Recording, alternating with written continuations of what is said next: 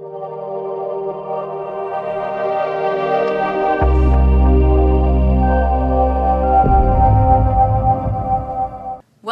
to CRE Fast 5. I'm Carly Iacono, and tonight we're talking about Biden's new tax plan and how it could potentially affect commercial real estate investors.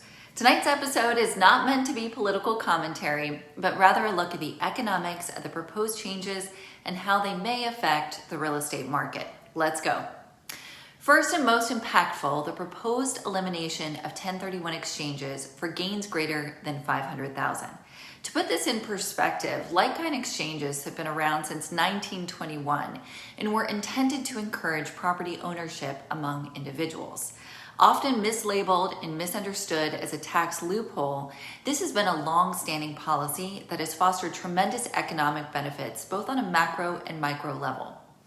Recent research by Ernst & Young has estimated that like-kind exchanges are expected to generate 568,000 jobs this year, including $27.5 billion of labor income and a total of $55.3 billion of value added to the U.S. economy.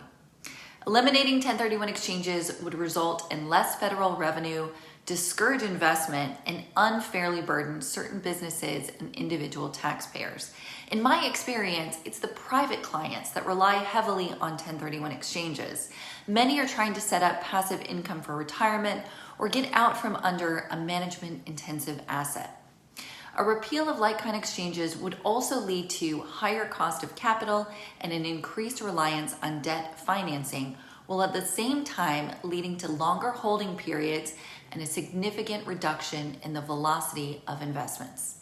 These factors, if this happens, taken together, will likely decrease property values while at the same time dramatically increasing the tax burden on the individuals. I also expect development will be heavily impacted.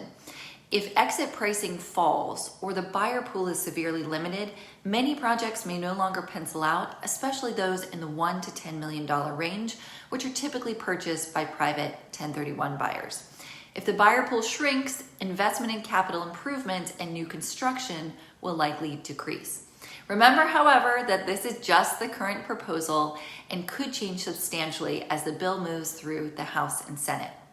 The gain exemption, for example, could be increased from $500,000, or 1031 exchanges could remain intact, which of course is my hope. The second proposed change is treating carried interest as ordinary income. This change could materially alter partnership structures, which could further reduce development activity, as taking on the risk of being the general partner in a deal would be less attractive at the potentially higher tax rates. The third proposed change is increasing the top tax rate on ordinary income to 39.6%. Note that this is just federal, state taxes are on top of that. The fourth change is raising the capital gains and dividend rate to 39.6% for households making over $1 million. This is almost double the top rate of 20% that is in place right now. And although you may not make personally over $1 million, I hope you do, anything that halts the velocity of the market will impact not only pricing, but all of the related jobs and industries. High capital gains tax disincentivizes transactions, which will affect us all no matter your role in the industry.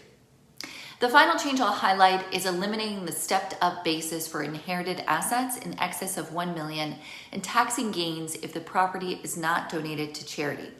This would materially affect estate planning strategies. So if you're thinking ahead, speak with your estate attorney sooner rather than later about your options.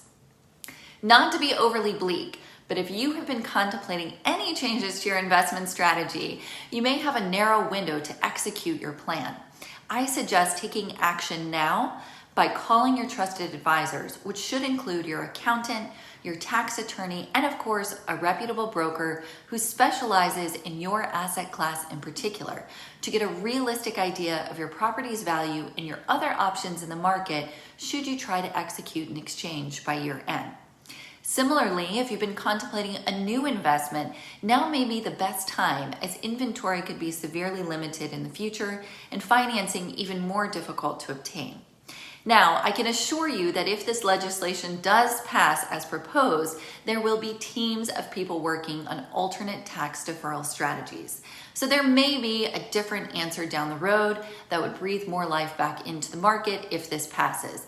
But as of yet, it is all unclear. This is something I'll be watching closely in the coming weeks and months, and of course, we'll update you accordingly. As always, reach out to me directly to discuss your personal investment situation and options moving forward. That was CRE Fast 5. I'm Carly Iacono. I look forward to seeing you again soon.